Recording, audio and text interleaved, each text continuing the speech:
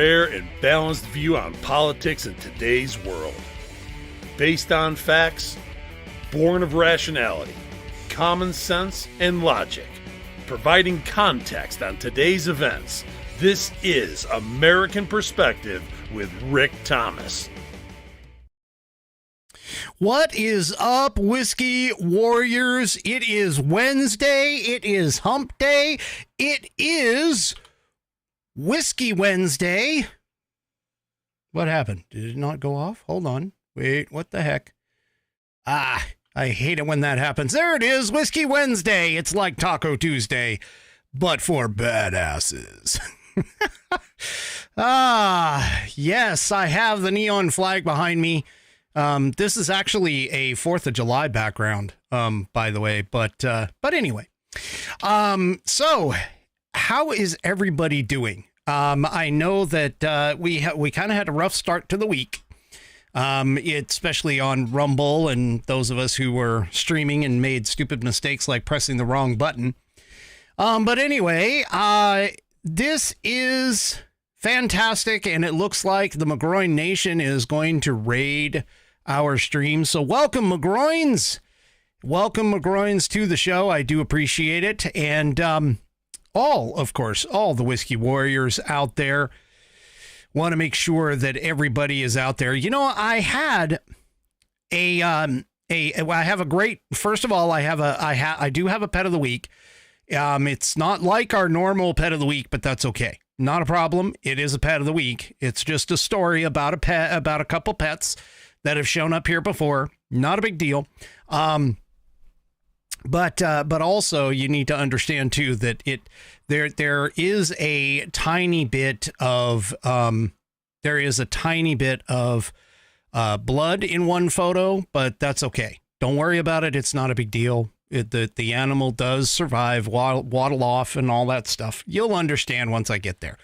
Anyway, I saw a few articles, and what was strange about them is the fact that they all kind of pointed to the same thing, or at least got me thinking about the same thing. And so we're going to go over that tonight. I have a few other, miscellaneous items that are in as well. And so hopefully you guys will have a great show. This will be an awesome show for you. And we will hopefully to, enjoy the program and maybe learn a little something along the way. Before we get to that, I have two things. One, tonight is Whiskey Wednesday, so therefore I am drinking in my glass Wild Turkey 101.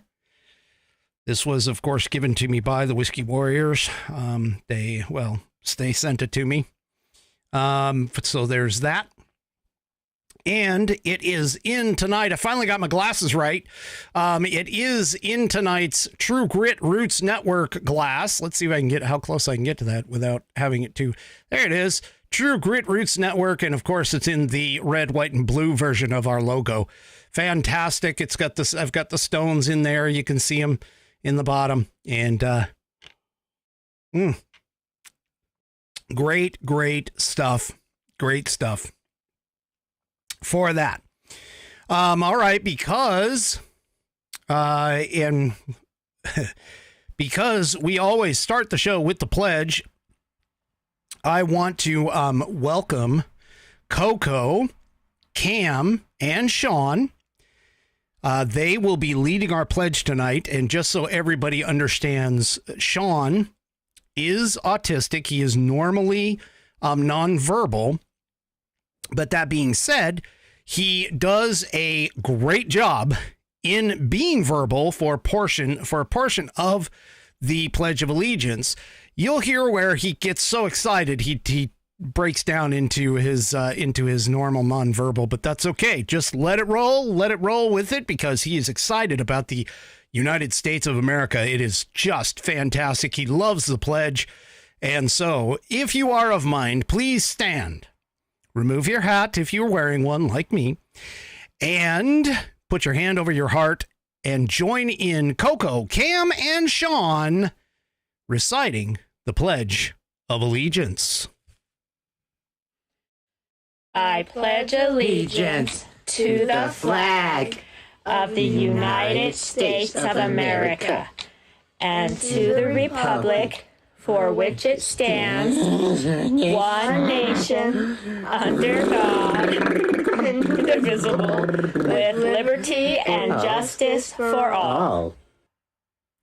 All right, and I thank you, Coco, Cam, and Sean, for sending that in. I don't know if anybody was here, but Sean had a birthday here not too long ago, and so he got a special whiskey shout out and happy birthday sung to him.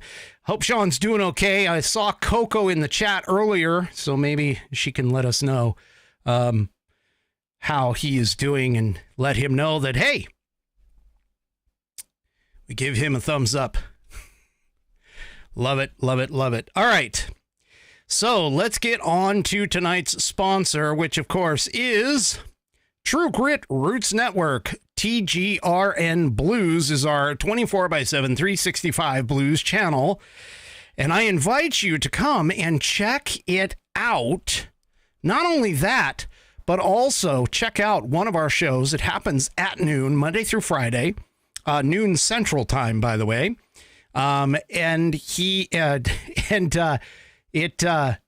It is our Blue Plate Special. Come and have lunch with the TGRN Blues crew weekdays, Monday through Friday, from noon to 1 Central Time. Featuring tasty blues and R&B cuts from our kitchen, it's a great way to enjoy lunch together. Join hosts Vinnie Marini, Jonathan Oogie Richards, Jeff Hayes, Holly Harris, and Memphis Mark for the Blue Plate Special on TGRN Blues. Monday is Vinny, Tuesday is Jonathan Richards, Wednesday is Jeff Hayes, Thursday is Holly Harris, and Friday is Memphis Mark. Now, you'll notice that they line up with their shows that go toward the end of the day as well. Like Vinnie Marini goes with his music on the couch. But join each one of our chefs every weekday from noon until 1 to get on with the blues and R&B cuts from the TGRN kitchen. You can check us out at tgrn.net. That's tgrn.net. You can listen right through your browser, or if you would like, you can download our app from the links that are found on our main webpage. If you already have the Live 365 app, you can find us in the Live 365 catalog of digital radio stations, as well as on iHeart and through Odyssey, AUDACY. That's the Odyssey app as well. Come and check us out. True Grit Roots Network, TGRN Blues, home in Austin, Texas. All right. Speaking of TGRN and Odyssey, tonight's first article is, boy, let me tell you, tonight's first article is scary with regards to what's happening, in particular with Odyssey. So I don't know if anybody, I talked about this before, but I don't know if anybody really understands. There's not very many organizations that actually own the mainstream media. There's only a handful, and by a handful, I mean less than 10. And so what that means, basically, in any one given company that owns these stations, whether it be radio or television stations, the mainstream media, or even like our newspaper outlets, for an example, the mainstream media has a very powerful, in case you haven't noticed, but a very powerful hold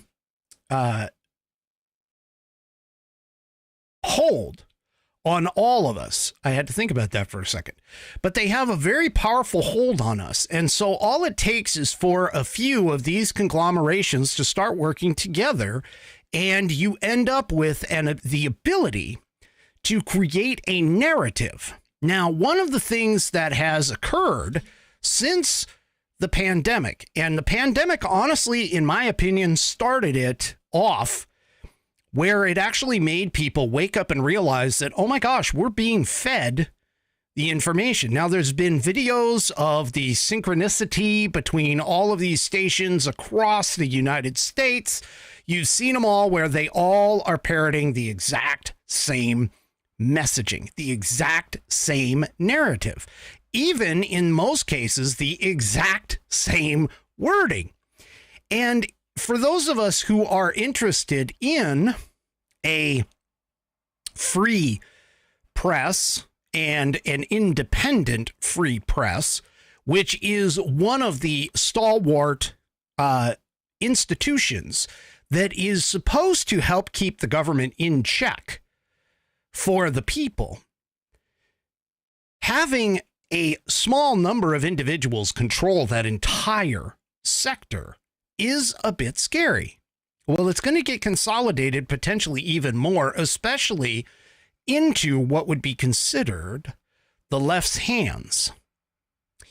Now, thankfully, independent media such as Rumble, such as some of the other places that have started to accept independent media. For an example, the Daily Wire has launched their Daily Wire Plus channel, where they have streaming on demand things for an example, for kids that are not woke. You also have movies, for an example, Run, Hide, Fight, which was just, I thought it was very well executed, considering that it was generally a low budget and one of the first ones that Daily Wire put out. They've got another new movie coming out as well, with regards to a bunch of families in this one town that started adopting unwanted children, meaning children that were part of the system, the orphan system, and the foster care system, I should say, that were orphans. And they decided to take all of the ones that were not getting picked up. And this is part of the reason, of course, as Buddy points out right here on Rumble, he points out that's why the internet is so important. And this is true. The free reign of the internet is very important. And this is part of the reason why things like net neutrality are challenges with some of this stuff. But in this particular case, in this particular article that I'm pulling up, and I talked about this once before, it was a while ago, but I talked about this once before, and here, the New York Post, which a lot of people on the left call the New York Post like a gossip rag or whatever, but I'm going to tell you, they've broken some really, really in-depth stories. For an example, the whole Miranda Devine laptop deal. But here in the New York Post, we have the FCC, which right now is a Dem majority, and they're actually helping George Soros fast track his takeover of the Odyssey radio network. They are planning on fast tracking this takeover. Now, here's the thing, okay? George Soros has a conglomeration where he's brought in some foreign money. And this foreign money is essentially going to invest and purchase the Odyssey network. Now, the challenge on all of this, of course, is there is a rule that the FCC has that foreign entities can't own a significant portion of our media. And so typically a situation like this would have to go through some type of a board of review or something along those lines in order to gain the approval for these foreign entities to have such a portion of our media. Now, what's being fast-tracked, and by the way, that board could take months, in order to convene and process and hold meetings and, discuss and so on and so forth. But what is happening here is that the Dem majority, because remember, for the FCC, it's a panel. For the FCC panel, when the new president comes in, he or she can go and change out the boards, the people on the board. And so when Joe Biden came into play, he made it a Dem majority. Well, what's happening right now is they are potentially going to decide that they are going to bypass that panel in order to supposedly check the purchase that George Soros is buying. So Soros, who's 93, pumped $400 million into Audacity in February, which this is a network which reaches approximately 165 million monthly listeners and includes a handful of conservative shows from hosts including Sean Hannity, Dana Loesch, Mark Levin, Glenn Beck, and Eric Erickson. But their influence is likely to be muted if the billionaire takes over and imposes his agenda, which he has. It has happened in other media acquisitions by him. So here's the thing, is that George Soros doesn't even have to necessarily, kick or fire these people out. All he has to do is when he purchases the radio stations, he can just flip what would be a conservative talk station over to music. He could just get rid of the conservative shows and flip it directly to music. Now, keep in mind, the majority of Odyssey's network is music stations. It's only a small handful that are actually talk shows or talk radio.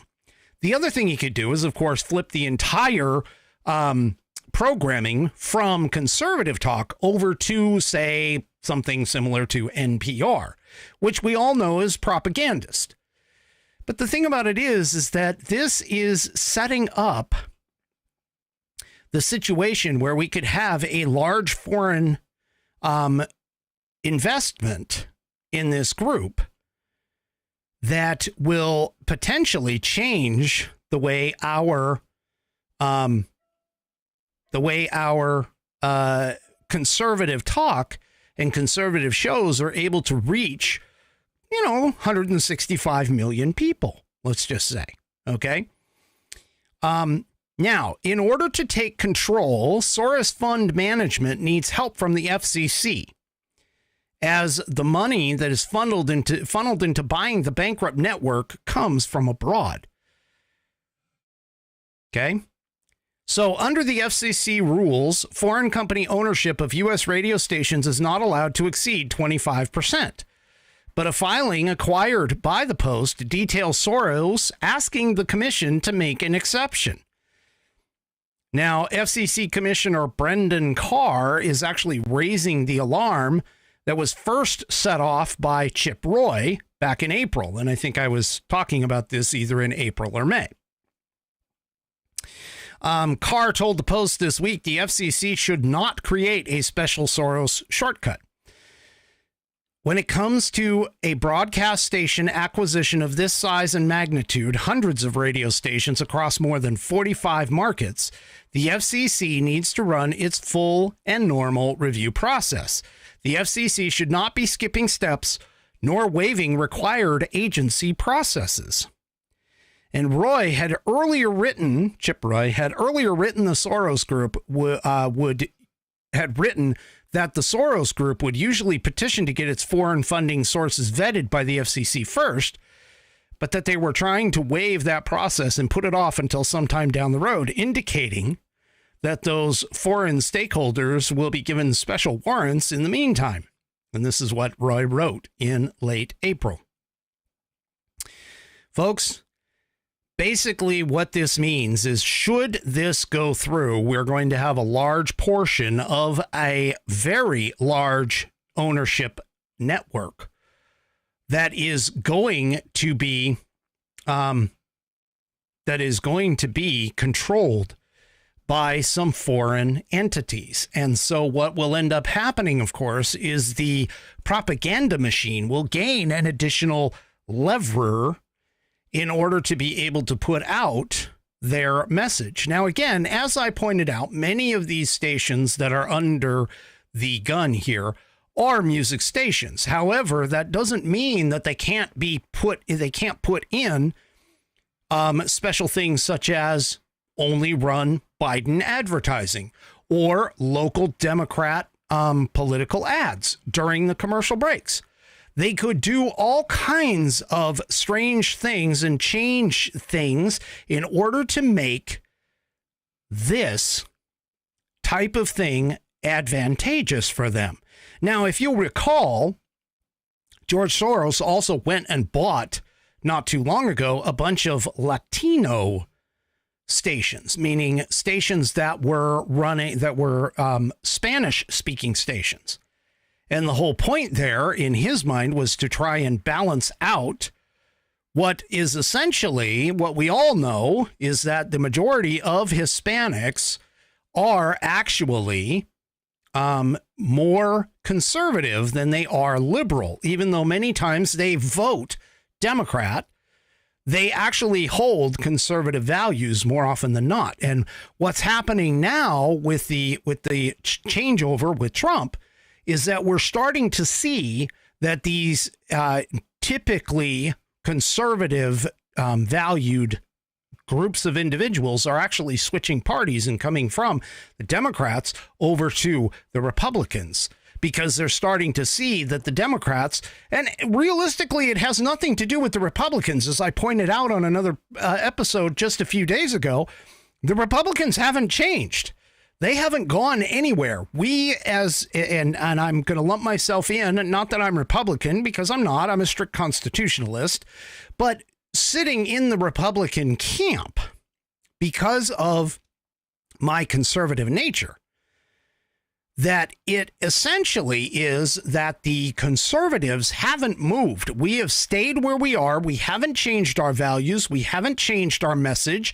We haven't changed any of the things necessarily that we're looking toward on a grand, not on like an individual. There might be some individual changes, but overall, speaking in a generalized sense, we haven't moved very far.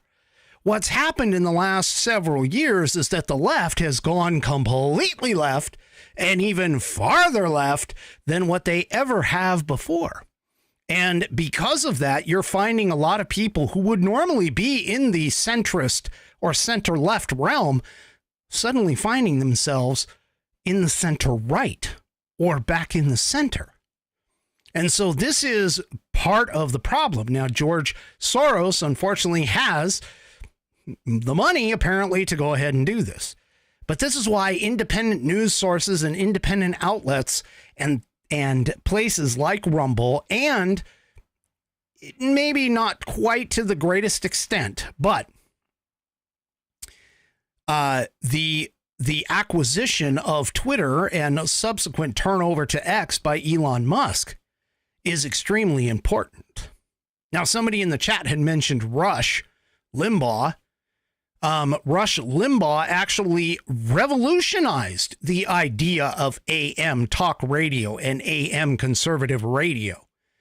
And he basically being called the radio broadcaster's greatest of all time is a fantastic characterization of Rush, because Rush had a coast-to-coast radio network in the Excellence in Broadcasting Network, and he garnered the attention of something like 30 million people. I believe that's per episode, but I could be wrong. But Rush revolutionized the AM radio bands, because back when he started, he actually picked up where AM radio was starting to drop off. And he reinvigorated the use of the AM bands in the talk radio realm and sphere. And he was just incredible. I personally would love to be able to channel some of his energy in my broadcasts. And I've even said so much to his brother, David Limbaugh, on X. And so hopefully I am attempting to carry at least a small portion of the torch, because we know people like the great Mark Levin and Dan Bongino, those two in particular kind of took over some of Russia's, Mark Levin didn't really take over his spot, but Dan Bongino did. And so those two guys kind of helped to carry the torch. I'm just doing a very small part in that realm, and no one can ever replace Rush. There is no way that anyone is going to be able to replace Rush, but we can at least, hopefully, carry on his legacy, even in a small part, with regards to this. So be aware of what you are listening to and where you are going for your outlets for news and talk and things like that, because of the fact that independent broadcasting, independent podcasters such as myself are going to become the potential wave of the future, at least for the conservative right, when it comes to getting news and commentary along those lines. All right.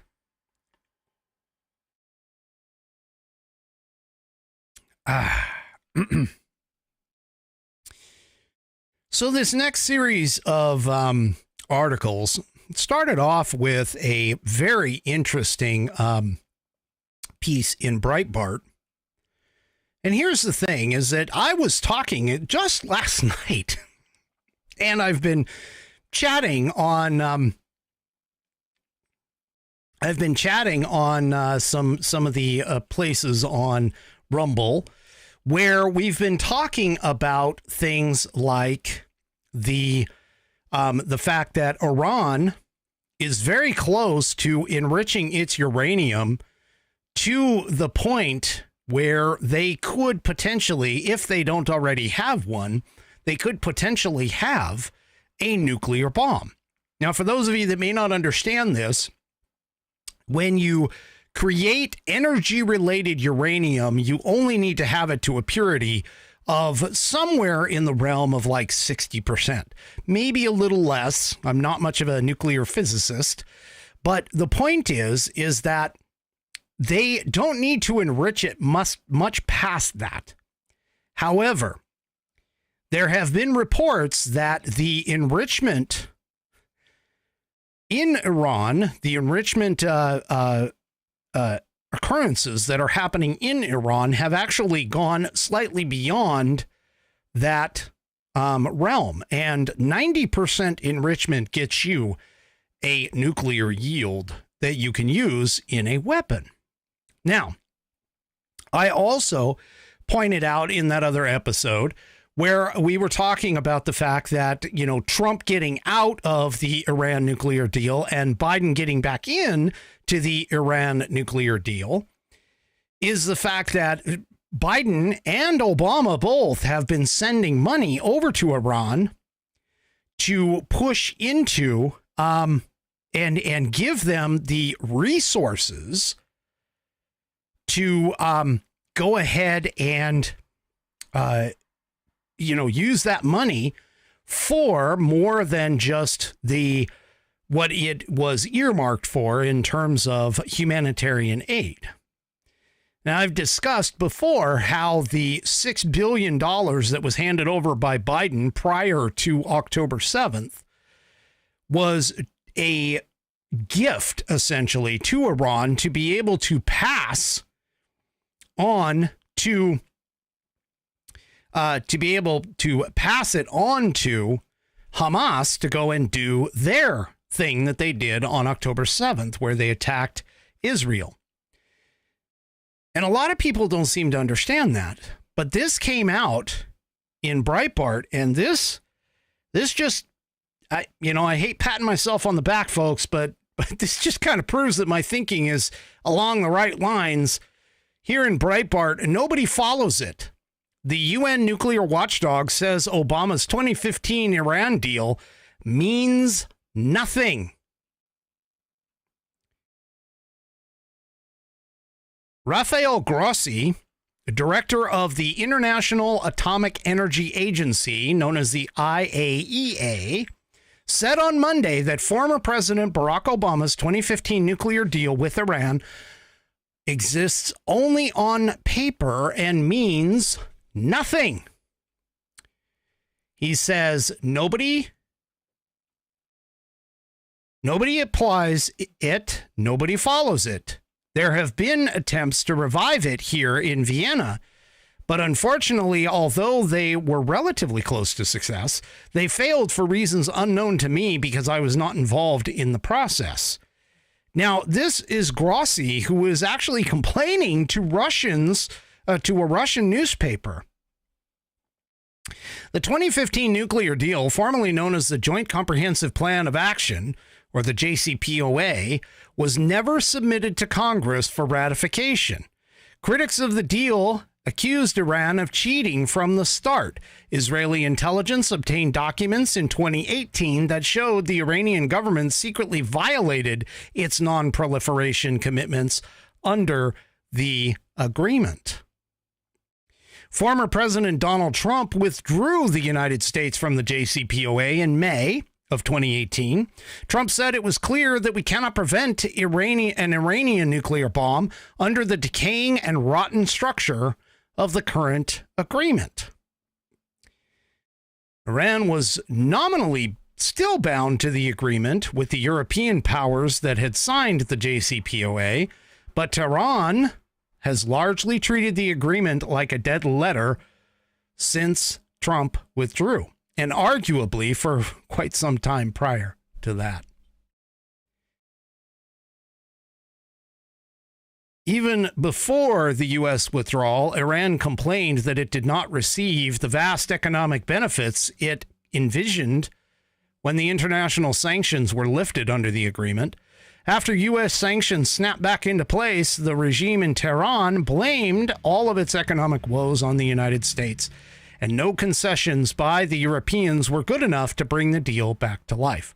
So in other words, they've been basically sitting on this dead deal, which the left keeps talking about how it was so great that Biden rejoined the deal. And, Biden works with Iran and so on and so forth. Folks, they've been assisting. They've been sending money over there. In fact, Joe Biden had lifted or pseudo-lifted the sanctions against Iran sending its oil over to China and Russia for purchasing because of the fact that he didn't enforce the sanctions. He just sort of ignored them. And that's why they are doing the things that they're doing. Now, this is not a good situation. If the International Atomic Energy Agency is calling this out, believe me, the IAEA is not necessarily a, United States funded kind of place or something that would be considered in the United States interests. But the IAEA, if they're sitting there calling this out, this is a bit of a problem. So Grossi told the Russian newspaper that he finds it frustrating to deal with Iran, which has blocked the IAEA inspectors from investigating key sites and refused to hand over documents demanded by the UN nuclear watchdog. I continued to tell my Iranian colleagues that we must provide the agency with at least minimal access to help return to the second version of the JCPOA or any other agreement. There are problems. I'll be honest with you. We do cooperate with Iran. I don't deny this. This is important for inspection. My Iranian colleagues often say that Iran is the most inspected country in the world. Well, it is, and for good reason. But this is not enough. So again, who knows what could be going on over there? They have literally no knowledge or understanding outside of what Iran is giving them. they could already have a nuclear weapon.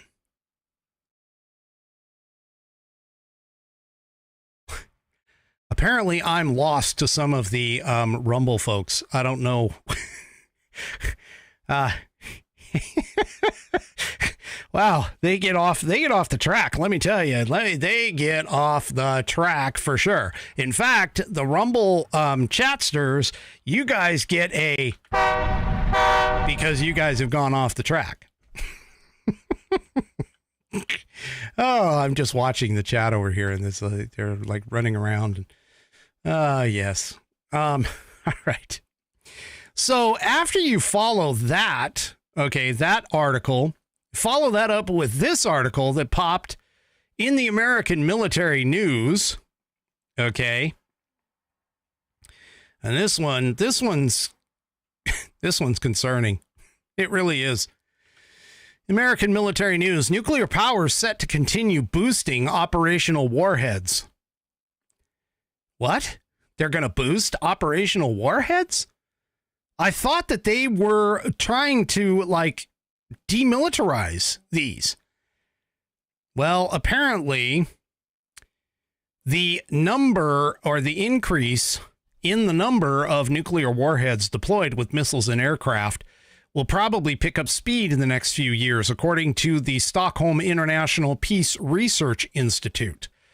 The number of such warheads rose to just under 4,000 as Russia continues to threaten its adversaries at the same time as China may have put weapons of mass destruction on high operational alert for the first time, the Institute said in a statement Monday, citing data back in January. That bucks the declining trend in overall atomic weapons. Now, at the director Dan Smith of the Stockholm International Peace Research Institute, SIPRI, he said in a statement, while global total of nuclear warheads continues to fall as Cold War era weapons are gradually dismantled, regrettably, we continue to see year-on-year increases in the number of operational nuclear warheads. This trend seems likely to continue and will probably accelerate in the coming years and is extremely concerning. Smith said that the world is now in one of the most dangerous periods in human history. Nuclear weapons are now in a more prominent role than in the years following the Cold War, with Russian President Vladimir Putin regularly flexing his military mass destruction capabilities with threats and drills as the war against Ukraine rages on.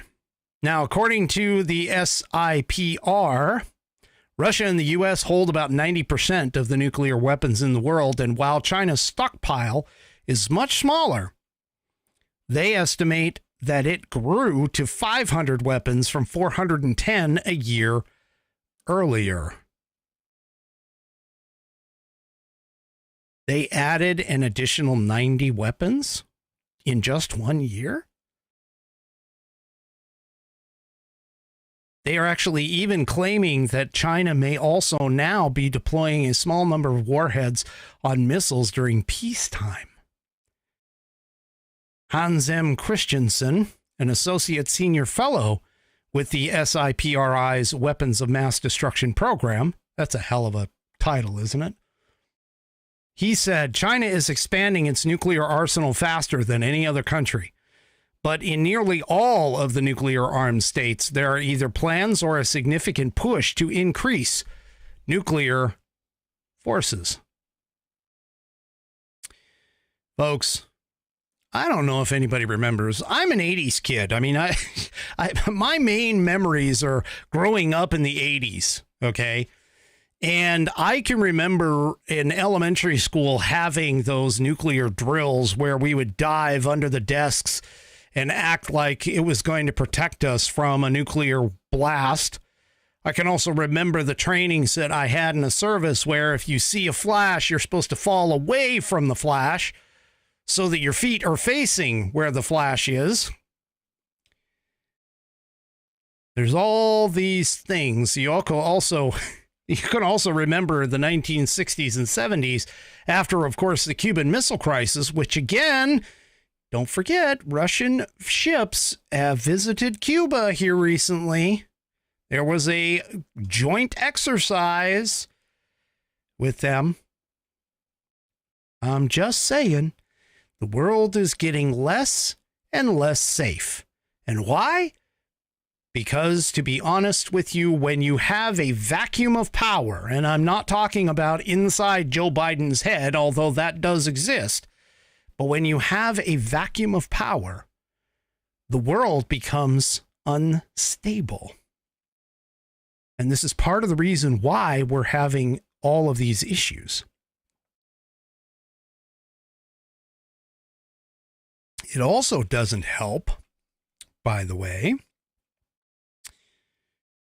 that you have a treaty such as the North Atlantic Treaty Organization, or NATO, who is actually considering deploying nuclear weapons in a show of force against Russia and China. Now, Jens Stoltenberg, I'm not sure who that is, we'll maybe find out here in just a little bit, said that's exactly what we're doing. Transparency helps to communicate the direct message that we, of course, are a nuclear alliance. This in RVM News. Go ahead and show you this. Amid increasing concerns about Russia and Chinese aggression, NATO is considering deploying more nuclear weapons.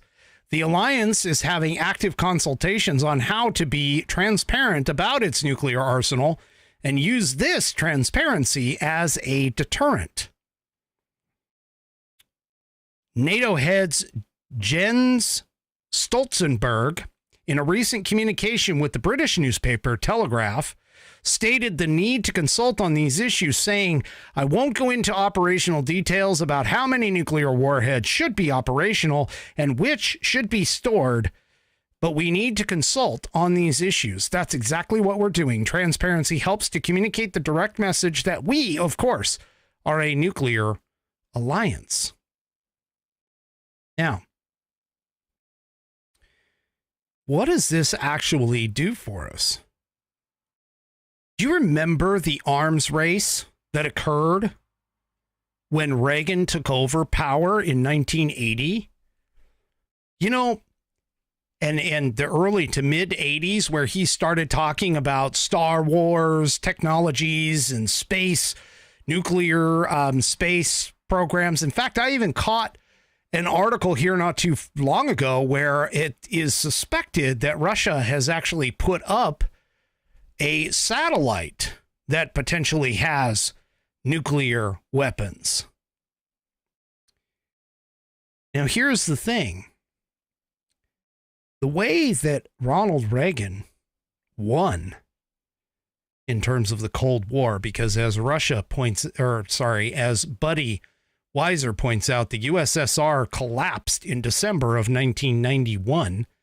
This was shortly after Reagan left office, because he left office in 88, I believe, 88, 89. The way that this worked was we just outspent the Russians. Well, now we have a separate potential threat, not only from just one singular threat in the way of Russia, but we now have potential threats in China, who's obviously building up its nuclear arsenal. We have the potential of a new nuclear player in Iran.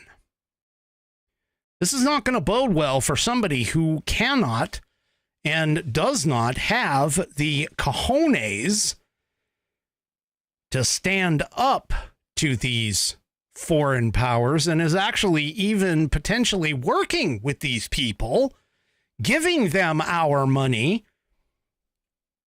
and so on and so forth. This is a bit of a problem, people. And it's definitely something that we need to watch. We need to pay attention to. Because these folks, they're not going to back off. I mean, we all know Putin is not going to necessarily back down. Now, NATO, allegedly, the point of, oh, don't worry, Sergeant, no, I'm going to get there. NATO reportedly and allegedly aims to have a world without nuclear weapons. How many times have they been, trying to tell us, no, we need to, drop the nuclear proliferation and all of this stuff? Well, Stoltenberg stated, as long as nuclear weapons exist, we will remain a nuclear alliance, because a world where Russia, China, and North Korea have nuclear weapons and NATO does not is a more dangerous world. Again, the whole point here is power of deterrency. Or, if you want to look at it from the opposite side, mutually assured destruction. He added that nuclear weapons are the alliance's ultimate security guarantee and means to keep the peace. Russia, of course, has repeatedly warned that it could use nuclear weapons to protect itself from aggression. It has accused the U.S. and European allies of pushing towards nuclear confrontation by providing Ukraine with billions of dollars of weapons, some of which are being used against Russian territories. And as we all know, they are also being used even with Joe Biden's approval in the Ukraine-Russia conflict.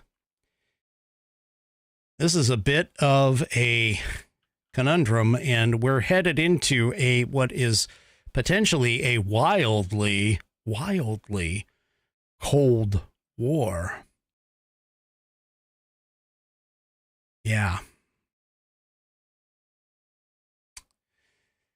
This is not good, people. This is not good at all. Well, I've talked about Iran. I've talked about Russia. Talked about China. Well, we also have, affectionately known by some of us in the conservative community, we have Little Rocket Man, who is also going and making all kinds of noise now because Joe Biden is literally the oatmeal brains in the White House and wrong on every single foreign policy decision that has ever been made in U.S. history.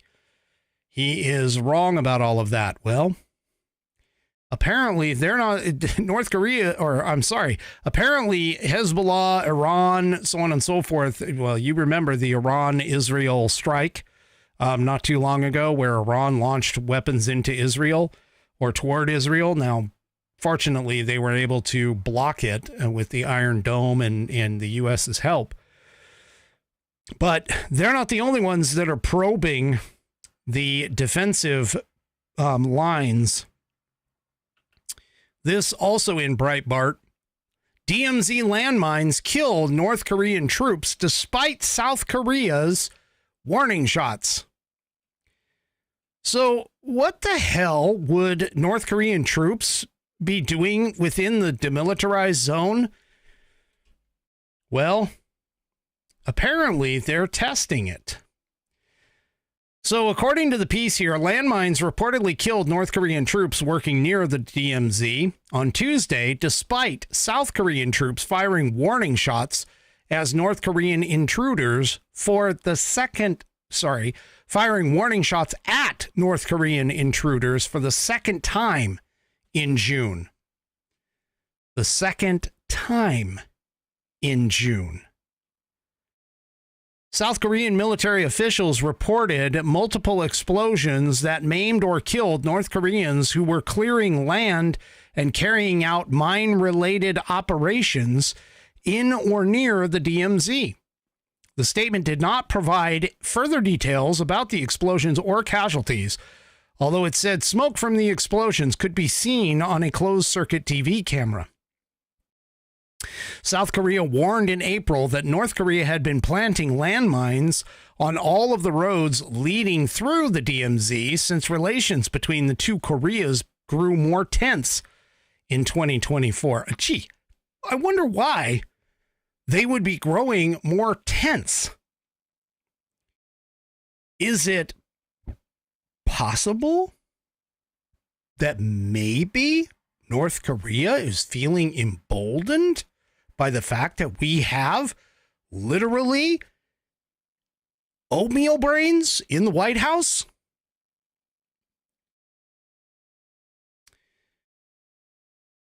Yeah. The mines appeared to be, back to the piece, the mines appeared to be one of several angry symbolic gestures that Pyongyang made to indicate that peaceful reunification was no longer the goal of the regime. Kim Jong-un in January ordered his forces to block all cross-border passages to an irretrievable level. South Korean Joint Chiefs of Staff said Tuesday that 20 to 30 North Korean troops briefly crossed into South Korea's side of the DMZ on Tuesday morning, the second border violation in less than 2 weeks. Now, remember what I said, and I mentioned this last night. World War III is potentially going to occur in 3 main theaters: Eastern Europe, which is already underway, Russia versus Ukraine. You will also have the Middle East, where tensions are already high. Now, if the Abraham Accords had gone through, we probably wouldn't be in this situation. But part of the reason that Iran reportedly is stepped up its efforts in funding the Houthis, Hezbollah, and Hamas was all because of the Abraham Accords.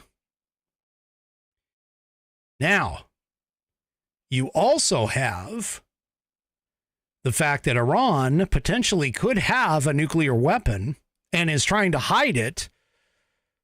Weapons, multiples.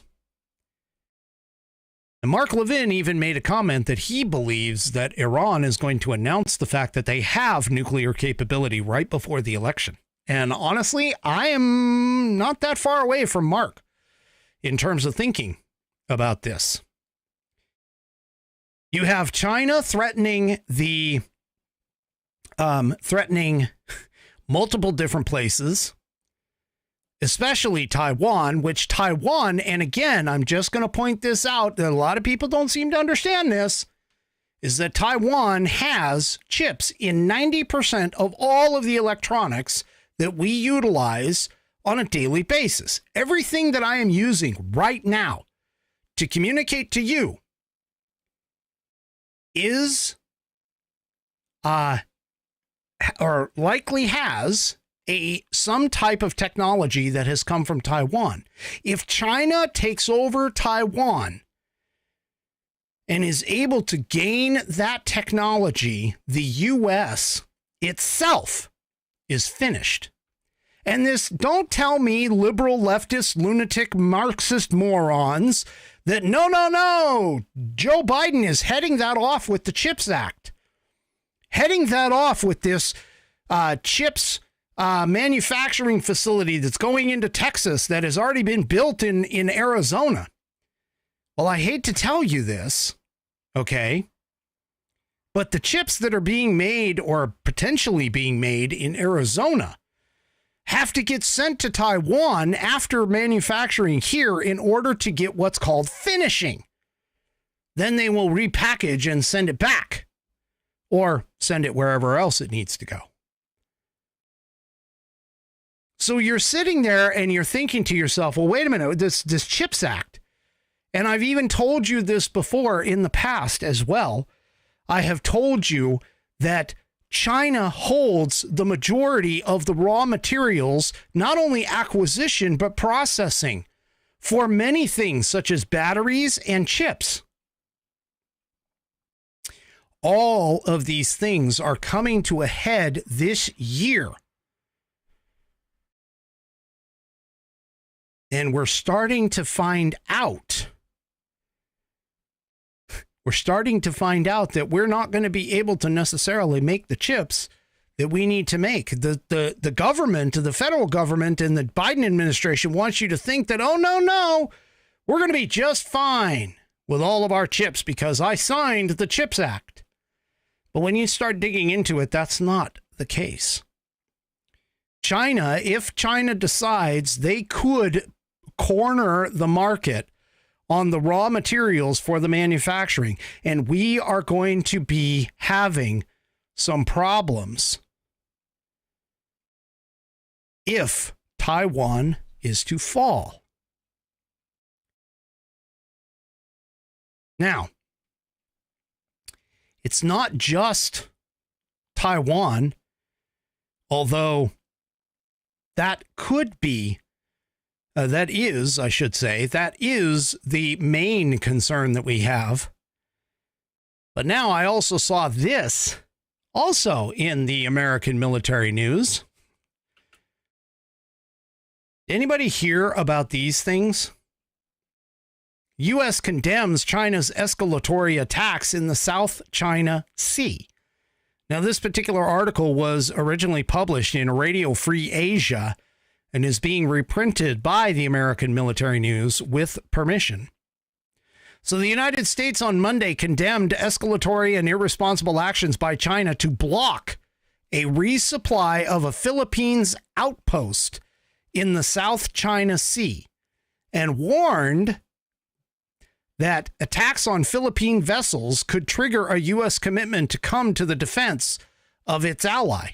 Now, for those of you that don't know, the Philippines is a chain of islands that is off the coast of the south coast of China and the east coast of Vietnam.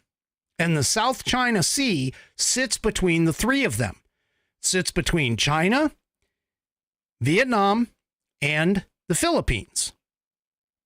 This particular this particular outpost is actually built by sending a warship, a World War II era warship that was deliberately run aground on the shoal in 1999 to serve as a Philippine military outpost. And the Philippines, or the Philippine Navy or whatever, they run regular rotation and resupply missions to that particular shoal. It's called the Second Thomas Shoal, is where this is at.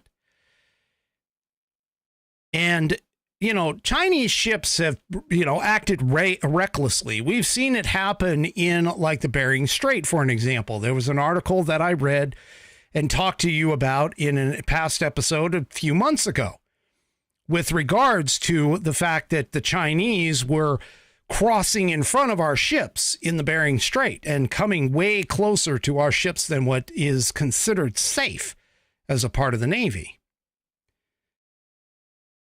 But here, both the White House and the State Department gave a stern criticism of Beijing, and it came hours after China gave a much different account of the events. Now, the Philippine vessel claims that the Chinese ships behaved recklessly, while China, of course, says that the Philippine supply vessel dangerously approached a Chinese ship near the disputed shoal. Now, keep in mind, China claims that everything within the South China Sea belongs to them. So, yeah, this is,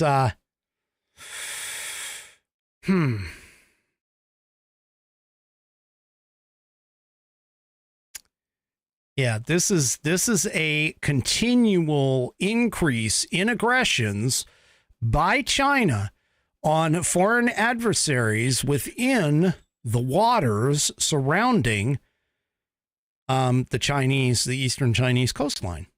Now, you'll also notice, too, that they were ramping up a little bit some of their missions around Japan as well, even though I don't think anything ever really came of it. And you also have North Korea that's been launching missiles. You can catch those articles, but they were launching missiles in the direction of Japan, not necessarily sending them to Japan, but sending test flights over toward Japan. So you can see where my thought process of the Eastern theater picking up in terms of all of this.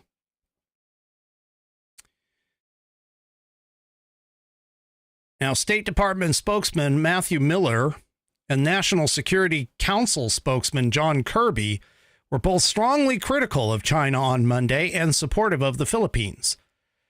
Miller said in a statement, PRC vessels' dangerous and deliberate use of water cannons, ramming, blocking maneuvers, and towing damaged Philippine vessels endangered the lives of Philippine service members, is reckless and threatens regional peace and stability. Miller had said that an international tribunal had found that in July of 2016, China had no lawful maritime claims to the waters around the Second Thomas Shoal, and a low tide feature clearly within the Philippines' exclusive economics zone. Yeah. Miller also added that Washington reaffirms that Article 4 of the 1951 United States-Philippines Mutual Defense Treaty extends to armed attacks on Philippines armed forces, public vessels, or aircraft, including those of its Coast Guard, anywhere in the South China Sea. Yeah. We're going to have some serious problems. And of course, all of this is ramping up prior to the 2024 election. All of this is just increasing the temperature around the world. You know, climate change is real. Well, I'm going to tell you, political climate change is definitely real and is occurring right here, right now in this world. And I'm telling you, if you're not prepping or not set and have prep stuff, you need to be prepared. You need to get there and be prepared. All right, folks, let's take a quick break and let me tell you about these fantastic shirts that I wear every single broadcast now. They all come from theflagshirt.com. Look at these things. They have got fantastic colors. They've got beautiful artistic impressions of different Americana. For an example, this one that I'm wearing right now is the Liberty Bell. The Liberty Bell version. They all have the United States flag colors. They all have different things that are part of it, whether it's Mount Rushmore, whether it's the Declaration of Independence, the Constitution. I have several that all have parts of the Constitution on them. In fact, this one does too. It's the We the People shirt. You can see right over here. It says We the People on this shoulder. On my left shoulder, your right, to your right. But you can go and get these wonderful shirts by going to theflagshirt.com. That's theflagshirt.com. And if you order right now, they guarantee delivery for Independence Day. Go to theflagshirt.com to get some guaranteed delivery on your order by Independence Day by doing it right now. And if you order $75 or more, they give you free shipping. But I am going to sweeten the deal for you. I am also giving a $5 off coupon if you go to flagshirt.americanperspective.online. Yes, that's flagshirt.americanperspective.online. You'll get a code for an additional $5 off your order. You grab that code, you put it into the promo code part of the checkout section when you check out and go to pay. You can take that promo code that you get at flagshirt.americanperspective.online and head on over, put that code in the promo code box and get yourself $5 off of your order. Go to theflagshirt.com. Check out all of their styles for men, women, kids. They have all kinds of accessories as well. Get yourself all set up for Independence Day and make sure you take advantage of the fact that you have guaranteed delivery for Independence Day. Go to theflagshirt.com and get yourself patriotized. All right. So getting out of the international scene for the moment, I kind of am really sad about this next story. So if you know, on January, as you all know, I should say, on January 6th, 2 people lost their lives directly on January 6th. One of them was the American veteran and patriot, Ashley Babbitt. Now, Ashley Babbitt was shot and killed. She was unarmed, and she was shot and killed by a Capitol Police officer who didn't even say that she was, I mean, in the video that you have of her and the incident, he didn't even bother to like warn her or anything else. It was just, you can see in the video that he has his gun drawn and then he just shoots. And there's some questions in terms of the radio broadcasts that were sent right prior to the shooting. There is some question as to whether or not he had authorization to engage. And therefore, this entire shoot, which according to the Capitol Police internal investigation, he was cleared. But here's the thing. That doesn't clear him from the civilian side. Ashley Babbitt's widower went and filed a lawsuit, a wrongful death lawsuit in California. And he did so, obviously, in order to try and stay away from the Democrat-controlled Washington, D.C. district. There was an attempt by the Biden DOJ in order to have a change of venue and, of course, bring the case back to Democrat-controlled, behind enemy lines, Washington, D.C. And unfortunately, according to this piece in the Post-Millennial, the Biden DOJ has actually won that bid to move it. This is not going to go well, folks, because of the fact that the case is now going to be overseen by a Judge Gia Cobb, who was a Biden appointee. They also obviously are going to be in a Democrat-friendly stronghold. And, you know, the potential jury pool, just like with Donald Trump, by the way, just like Donald Trump, would not be able to get a fair trial in D.C. I don't think Ashley Babbitt's widower is going to get that either. So apparently the Department of Justice's request was approved in April and on June 12th. The case was transferred electronically to the District of Columbia. 2 days later, all of the relevant documents were received, and according to Justia, the case will now be overseen by Judge Gia Cobb, who was appointed to the bench in November of 2021 by the Biden administration. Folks, we're going to have to watch this one very, very close. No, actually, Bonnie, it will be a jury of the guy who, and I can't remember his name right off the top of my head. I can see his face, but I can't remember his name. But it will be a jury of his peers, but not a jury of peers to make it a fair trial. It'll be a jury of all Democrat peers who I believe the majority of which will still believe that January 6th was an insurrection, even though it wasn't. There was no arms. There was no coordination.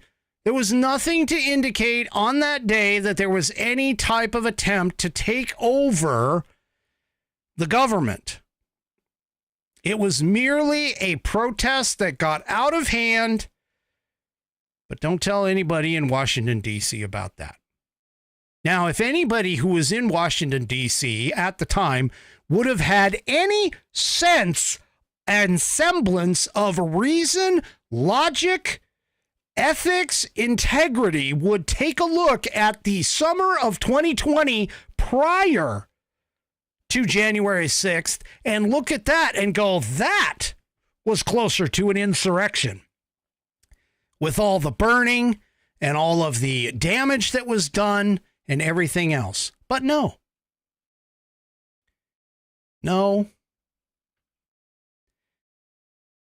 I have a feeling that this is going to go nowhere. We'll have to see. And I'll be very surprised if something else comes out of this. But my guess is that this is going to disappear and go nowhere. And it's a very sad state of affairs, because I honestly believe that they would have had a much better chance, even in California, even in Democrat, communist-controlled California.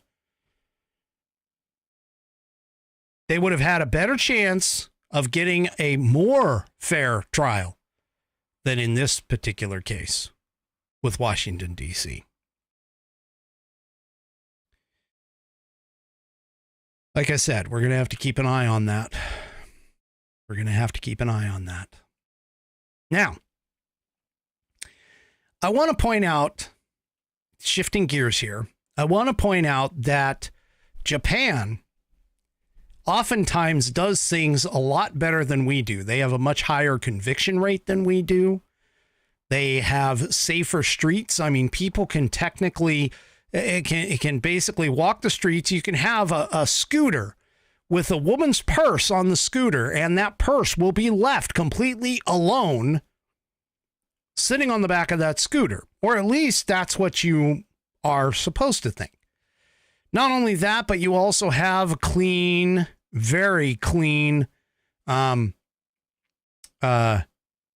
cities. There's like no trash. People respect their culture, they respect their laws. There's all kinds of things that go on there. Well, Japan also, at least the Biden administration needs to take some training from these folks.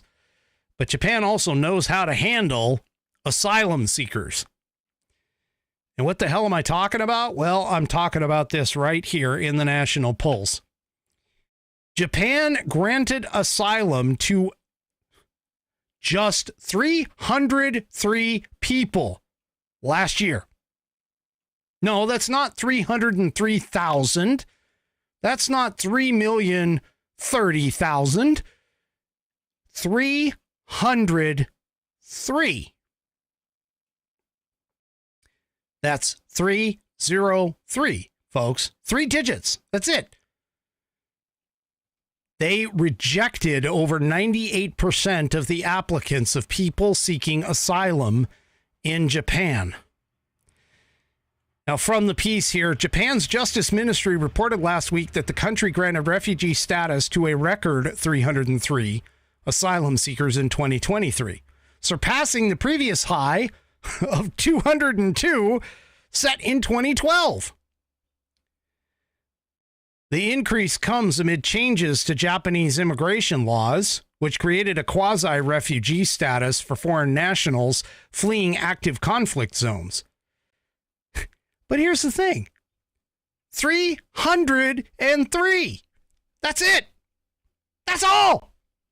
300 people. 300 people. That's it. Really? 300 people were allowed asylum in. The Biden administration needs to take some training from these people. He needs to contact these folks and say, how in the hell did you do that? Now, he's probably still licking his first ice cream cone of the day. But the thing about it is, the Japanese have very stringent immigration controls.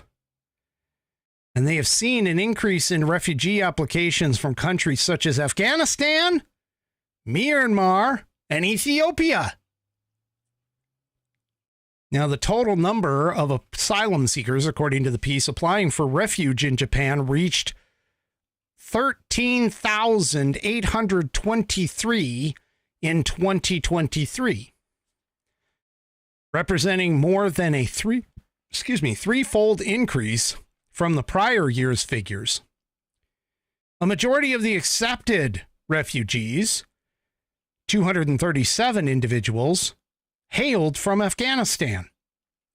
Despite the rise in total asylum seekers, the approved rate remains low at just 2.2%. Could you imagine if we only accepted 2.2% of our refugees? Yeah. Now, I can tell you for a fact that Japan isn't the only Asian nation that has strict policies like this. Let me tell you a real quick story. I was tasked to go over to Shanghai, China, because one of my company's at the time, one of my company's clients was opening up a location over there, and I was supposed to go over there and help them set up their network. In the application for me to get the visa to be able to go into China, it literally stated that you had to attest and certify that I was not going to become a ward of the government over there, meaning that everything that I would have done, regardless of whether it was legal or not, everything that I would have done was going to get paid for by some other entity, meaning my company. Okay. Now, we have something sort of similar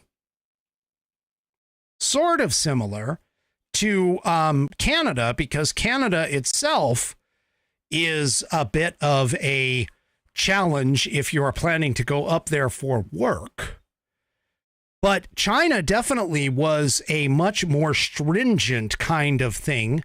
And to be honest with you, I mean, I was sort of surprised considering the fast track that I was on in order to gain the approval for the visa to get into China and to do China's work. That was just that was just amazing. Now, I can also tell you too that all of the Asian cultures, every single one of them, if you ever want to see real racism, just go over there. I'm telling you. The Chinese, they don't like Koreans. They don't like the Japanese. The Japanese don't like Koreans, Vietnamese, so on and so forth. They all hate each other, it seems. And they look upon us as being ridiculous because of the fact that we, intermingle. In fact, when we went over into the Vietnam and Korea wars and had children over there, we as America oftentimes had to bring the kids over here, because if they'd have left them there, they would have been essentially killed. Yeah. It's, you want to see real racism, go over there. They will show it to you for sure. All right. Let's see.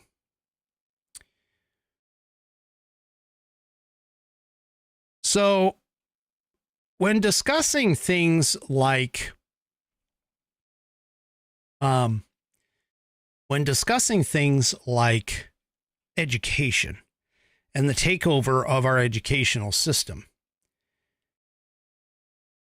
the thing about it is that we here in America, we used to lead the world And now we are slipping farther and farther and farther behind. But it's not something that occurred just recently.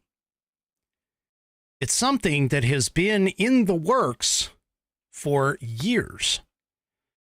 Now, I put this article in the description of the video. You should go and check this out. Or maybe I didn't. Let me just see. I can't remember if I did or not. But anyway, it's from creators.com. Creators.com. You can go and check it out. And they are essentially taking the author, Stephen Moore, is essentially taking the stance that we absolutely need to examine the state of our educational system.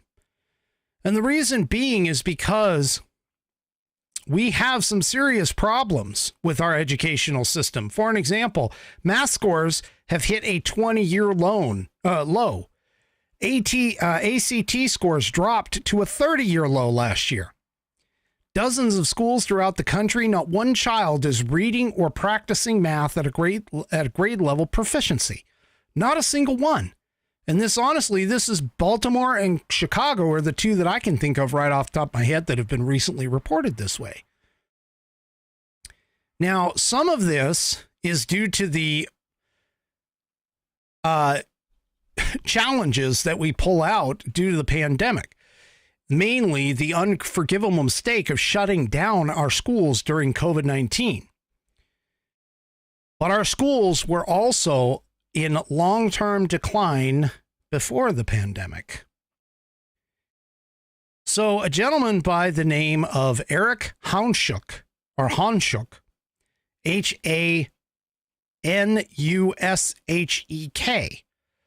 recently reported on the 40-year anniversary of the famous federal study published in 1983 called A Nation at Risk,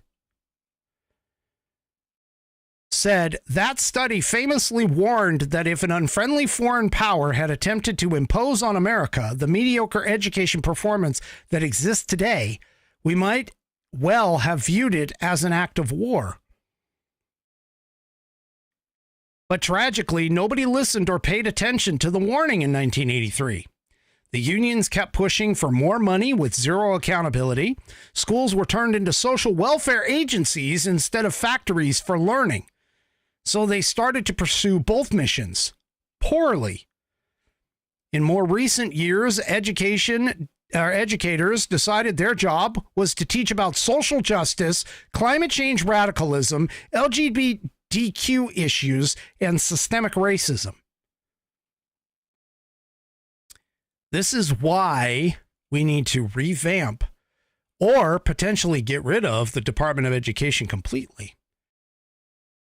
Now, I don't know about you, but in many of these public schools, and I have been through several in my area, what predominantly covers the shelves in many of the classrooms is all kinds of DEI, CRT, LGBTQ-related curriculum, books, and things that are just around. They push this, they shove this down their throats. Not to mention the fact, but they went and revamped how math has been taught in the idea that you'll be able to teach it better than the way that has been done for thousands of years. And I personally have experience with that. Folks, our educational system is failing our kids. It was talked about in 1983. This is not something that is brand new. This is something that has been coming for a very long time, and nobody bothered to listen to the warning bells. He says in the piece, many public schools' patriotism and love of country have given way to a blame America first narrative. Math, reading, science, history, they're all taking a back seat. But yet the taxpayer money that's being poured in to it is continually going higher and higher and higher. Hanschuk notes that, adjusted for inflation, the per pupil spending since 1960 has quadrupled. Since 1980, the funding per student has doubled. The feds, of course, have kicked in billions, hundreds of billions as well. Yet there's virtually no evidence of any improvement. In most districts, the reverse is true. We're spending all kinds of massive amounts of money in order to teach our kids the skills that they would need in order to survive in a competitive world against the world, not just here in America. And then you wonder why those videos of people who are asking things as simple as, when did America win its independence? Nobody hardly can frickin' say 1776. Or the fact that when you hand $1 and some change to a clerk, you can't get the proper change back without consulting a freaking computer. And you wonder why we have people in this country who can't even balance a checkbook, who are continually in debt, have no idea how to handle money or credit or any other basic function of society. Like, for an example, understanding your taxes and being able to pay those. You wonder about that. This is why.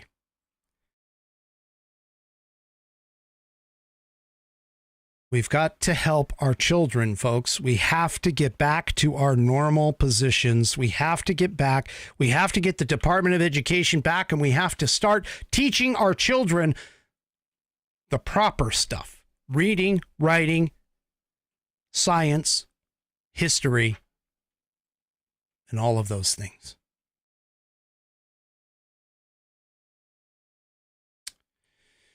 All right, let's go ahead and end tonight with tonight's Pet of the Week. All right, and tonight's Pet of the Week comes to us from Amy over on Rumble.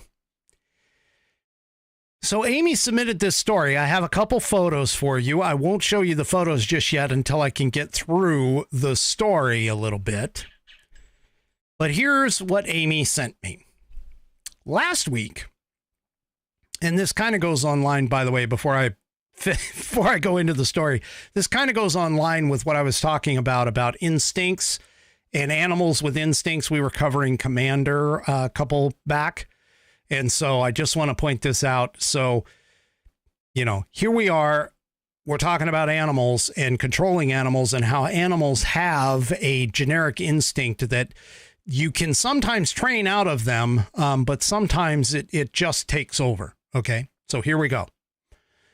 Last week, the girls discovered that we have a family of armadillos living on the property. There's 5 babies. The girls discovered all 5 at the bottom of the ramp coming from my deck.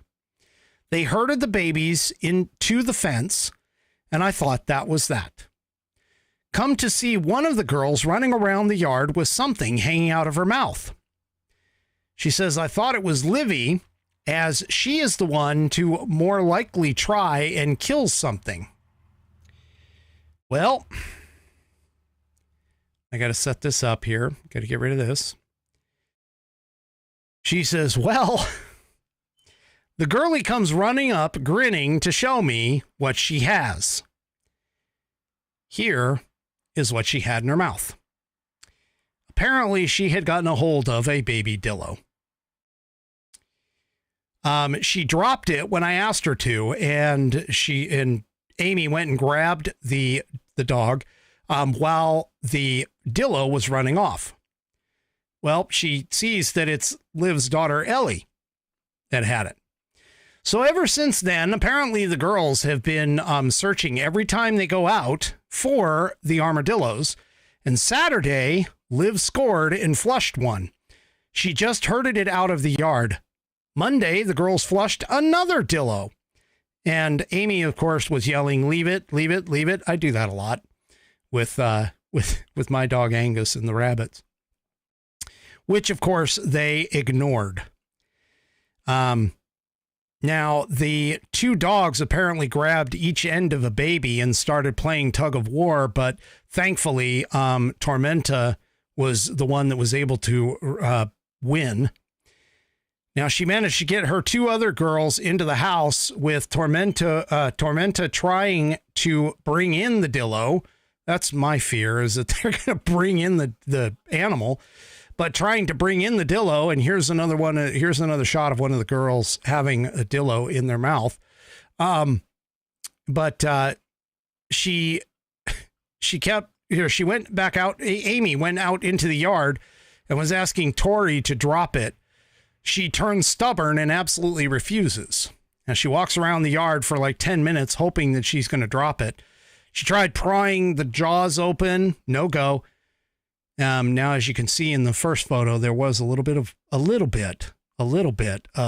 blood, but it's still alive. The Dillo was still alive and kind of struggles every so often.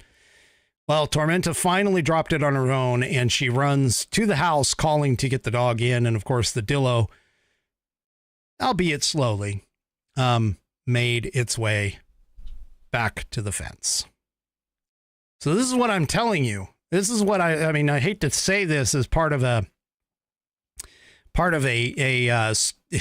lessons learned, but this is what I'm telling you.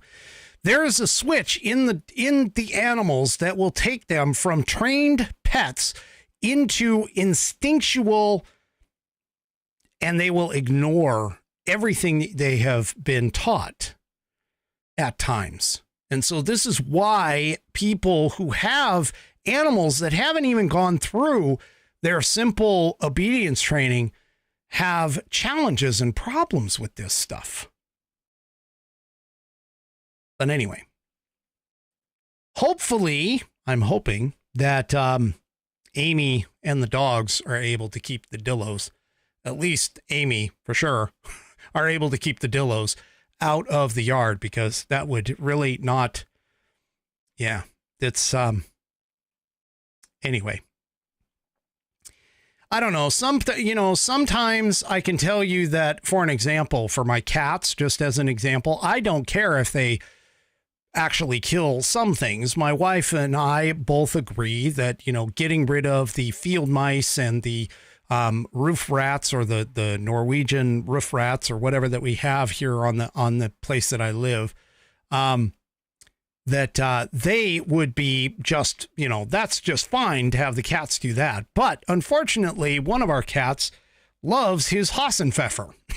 And so he will actually go and go after the baby rabbits, which we try and avoid. And then, of course, like I said, my dog goes after the deer, even though there's nothing he can do to them, but he goes after the deer all the time. So again, keep in mind that even the best trained animal can sometimes flip and go to that instinctive nature. Yeah. So, you gotta be aware at all times with animals, if you have animals as pets and things like that. So unfortunately, it is the natural circle of life. So when it does happen, there are things that, you just have to accept. Can't necessarily protect everything from everybody. I mean, our other cat has gotten a hold of skinks and things like that, yeah. So anyway, that being said, that was tonight's Pet of the Week. We have the adventures of Livy, Tormenta, and I can't remember the name of the other one. But anyway, we have Amy and her dogs. There we go. All right, folks. That is tonight's episode.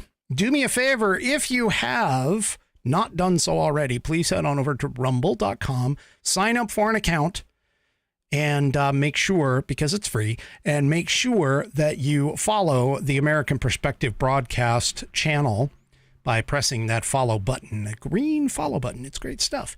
If you are part of Rumble, please make sure you hit that thumbs up button, and also make sure that you hit that thumbs up button everywhere else, or whatever kinds of likes and thumbs up and so on and so forth. For it. Last thing, I just caught it. Yes, it's Ellie. My bad. Fat Paws. Wild Turkey 101. That's what I was drinking tonight. We will see you tomorrow, same time. Oh, programming note. Friday and Saturday, there will be no show. My daughter has a recital. I am doing the videography for it. So Friday and Saturday, I will not be broadcasting. So tomorrow night is the last show for this week. And then we'll pick it up again. I'll remind you tomorrow, but come back tomorrow night, 5 p.m. Pacific, 8 p.m. Eastern time, right here on American Perspective. Have a great rest of your evening, and good night, everybody. The previous broadcast was produced and is owned by Active Eye Media LLC. All rights reserved.